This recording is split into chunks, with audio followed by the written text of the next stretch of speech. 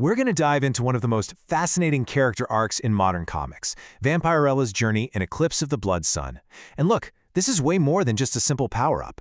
This is about a character who literally goes from being a prisoner, trapped inside her own story, to grabbing the pen and becoming its author. So, let me ask you, who is Vampirella? Seriously, for decades, her whole identity has been this massive puzzle. Is she this tragic alien from the planet Draculon? Or is she the mythological daughter of the demon Lilith? Here's the kicker. She has no idea either.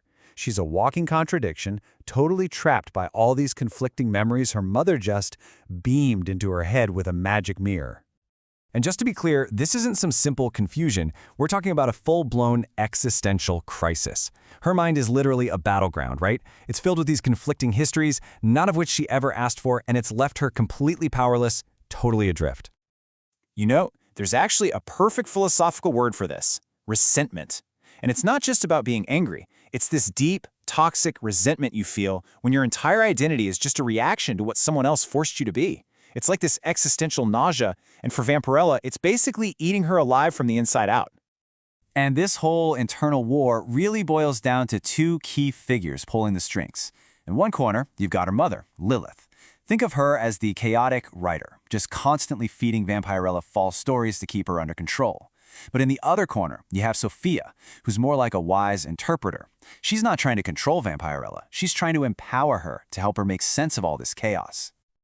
So just as this internal war is about to boil over, something external shows up that changes everything. It forces her hand. A dead world is quite literally about to come knocking at the door. And believe me, it is a total game changer. Okay, so here's the catalyst. A tear in reality opens up and it spits out this magical artifact, the Lenaris Arcadian. We'll just call it the Moonstone. And its origin is everything. This thing is a psychic core fragment from a dead world called Arcadia, which just so happens to be the world that her own home, Draculon, used to orbit. Talk about a small universe. So, this Moonstone immediately latches onto Vampirella. It senses that her unique biology, part alien science, part mystic magic, is the perfect bridge. But of course there's a huge catch. The stone has one goal: bring its dead world back to life by completely consuming Earth. So now, to save our world, she has to become the living anchor for a dead one. No pressure, right? Well, she can't fight the stone, so what's the next best thing? She has to control it. And this leads to this absolutely radical transformation. She literally forges unimaginable power from the very contradictions that have been tearing her apart. This isn't just a cool new costume, folks. It's the physical embodiment of her finally putting the pieces of herself together. So how does she do it? She grabs this old artifact, the Crimson Chronicles, performs a ritual, and physically fuses the Moonstone right onto her harness. And that single act, well, it unlocks a jaw-dropping new form, the Twilight Monarch. And check this out. Right away, you can see how this form physically fuses her two warring identities. She gets tactile telekinesis, letting her mess with gravity fields. That's the cosmic science from her alien side. And at the same time, she gets umbral manipulation, the power to control shadows and darkness. That's the occult magic from her mother's side. Science and sorcery, all in one package. And the fusion just keeps going. She can now use what's called sanctified necromancy. So she's channeling the dead, but not for some evil purpose. She's doing it to gain information. Her alien senses get jacked up to a planetary scale. She gets this echolocation sight that lets her map out an entire city instantly, which she can then turn around and weaponize into these insane sonic blasts called screech cannons. But maybe one of her coolest new powers is Black Light Fire. Get this, it's a cold flame that doesn't burn physical stuff, it consumes magical energy. I mean, think about how perfect that is. It's the ultimate tool for wiping out demons and magical threats while leaving innocent people and the city around them completely untouched. It's a level of precision and control she's never had. Oh, and did I mention her strength? It gets a ridiculous upgrade. The stone reinforces her on a molecular level, bumping her lifting power up into the 85 to 100-ton range. To put that in perspective, she is now officially a cosmic heavy hitter. Yeah, she's in the stopping a falling airplane weight class now.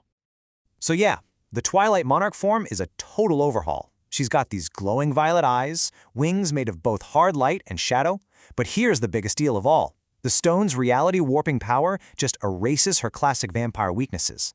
She's now totally immune to sunlight and holy artifacts. The very curses that defined her for so long, gone. Look, it's an absolutely incredible power-up, no doubt about it. But all these new powers, they're just a symptom of the real change, not the cause. All the strength in the universe can't fix a broken soul. So, what really changed on the inside? And this is where the story gets really good, because it pivots from a physical fight to a philosophical one. The Moonstone basically forced her body to mash science and magic together. But now, she needed to figure out how to do the exact same thing for her soul. And that's where Sophia comes in. Now, Sophia is not another fighter, she's not going to throw punches, she's a scholar, a mage, this ancient figure of pure wisdom. Her job isn't to fight Vampirella's battles for her, but to give her the mental and philosophical tools she needs to finally end that war inside her own head. And this, right here, is the absolute climax of her entire journey. It all comes down to one massive revelation.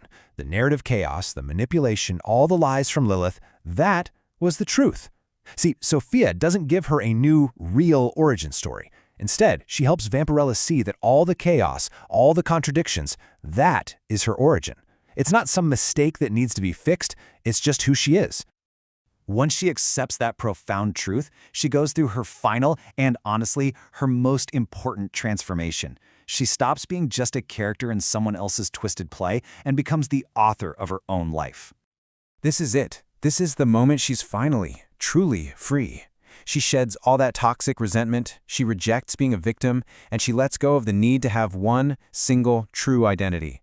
She's not defined by her mother's stories anymore. She is self-defined, self-created, forged in the very fire that was supposed to destroy her. And this single quote just says it all. She finally confronts those forces that tried to control her and lays it out plain and simple. The play is not yours to direct or to twist. I am the author, and I exist. I mean, wow. It's the ultimate statement of self-actualization.